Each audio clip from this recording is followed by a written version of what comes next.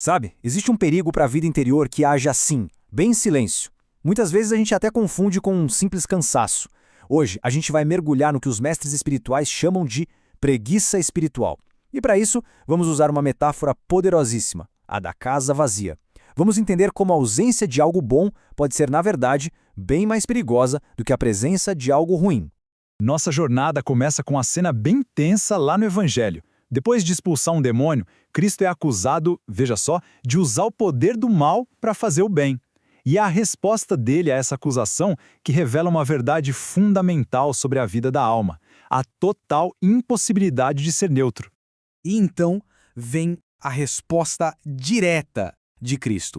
Uma frase que, olha, acaba com qualquer zona de conforto. Quem não está comigo está contra mim. O ponto central aqui é o seguinte: a alma não é uma casa de campo onde se pode ficar de boa, descansando. Não, é um campo de batalha. E cada momento é uma escolha de lealdade.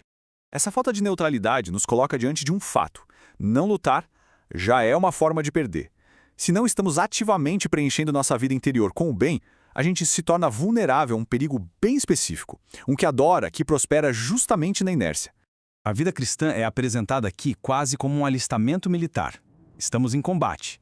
Ou a gente empunha a espada, sabe, renovando a cada dia a nossa aliança, ou bem quietinho, o inimigo vai nos enredando em suas correntes. A passividade nesse contexto não é paz, é rendição. E é justamente essa passividade que nos leva ao coração do problema, ao que a tradição chama de preguiça espiritual. Para a gente entender isso direitinho, vamos usar aquela metáfora poderosa e, confesso, um tanto assustadora, a da casa vazia. Olha, é fundamental entender essa diferença. Não estamos falando daquele cansaço físico depois de um dia longo, sabe? A preguiça espiritual é uma condição da alma, uma espécie de apatia que nos faz baixar a guarda, negligenciar a oração, o combate interior. É o ato de deixar a nossa casa de dentro desprotegida.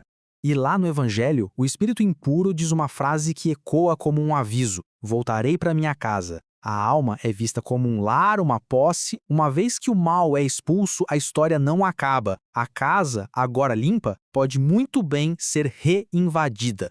E aqui está o perigo na sua forma mais clara. Uma alma pode ser limpa do pecado, mas se ela não for ativamente preenchida com o bem, com oração, com virtude, com vigilância, ela se torna essa casa vazia, varrida e arrumada, sim, mas com um convite aberto para uma ocupação 7 vezes pior.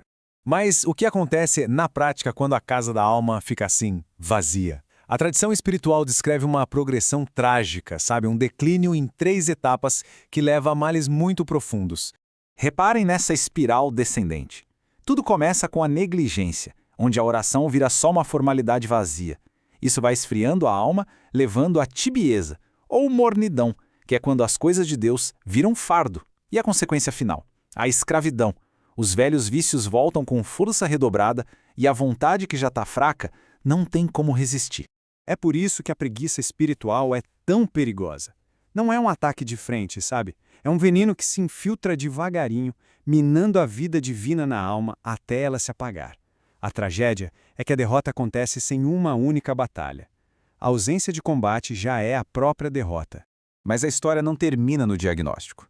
A sabedoria da Igreja, através dos seus mestres espirituais, nos oferece remédios bem concretos. Vamos agora olhar para soluções, explorando a sabedoria prática de 3 grandes santos para manter nossa casa ocupada e segura.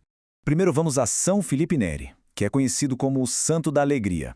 A arma dele contra a escuridão da preguiça espiritual era surpreendentemente simples, mas ao mesmo tempo profundamente poderosa: a alegria deliberada, cultivada. Para São Filipe, a alegria não era só um sentimento, era uma disciplina. Ele a cultivava com práticas concretas: oração e confissão para manter o coração leve, a convivência com gente de fé para fortalecer o espírito e um esforço consciente para se alegrar com as coisas divinas. Como ele dizia, um coração alegre é um coração que serve com mais fidelidade, com mais resiliência.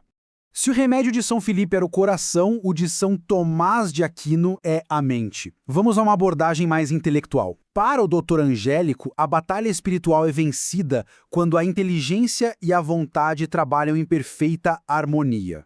São Tomás nos ensina que uma mente que se ocupa com as grandes verdades, Deus, a eternidade, o propósito da vida, não tem espaço para tibieza.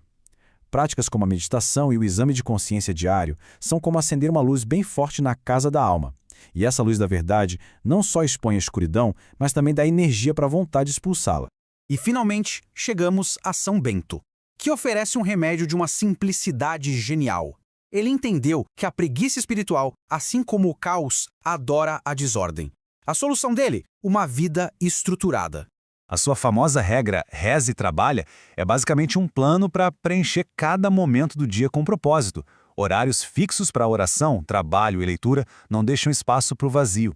A lógica é poderosa e prática. A ordem que a gente impõe na nossa rotina externa se torna a fortaleza da nossa ordem interior, blindando a alma contra o caos onde o inimigo se esconde. E tudo isso, o perigo, as consequências e os remédios, nos levam a uma única e inevitável conclusão: um chamado urgente para o despertar da alma. No final, o Evangelho nos lembra desta verdade crucial. Ouvir, entender, concordar, nada disso basta. A verdadeira bênção, a verdadeira segurança está reservada para aqueles que colocam a palavra em prática. A fé não é uma teoria para ser admirada, mas uma vida a ser vivida. E esta é uma mensagem de uma esperança imensa. O objetivo não é a perfeição impecável, mas a coragem de perseverar na luta. A alma que desiste do combate prepara a própria derrota. Mas a alma que continua a lutar, mesmo fraca, mesmo caindo e se levantando, essa alma nunca está verdadeiramente perdida. E assim, toda essa análise se resume a uma única pergunta, uma que cada um deve responder no silêncio do seu interior. Não se trata de uma teoria, mas de um inventário do próprio coração. A casa está ocupada por Deus, ou está limpa, arrumada e perigosamente vazia?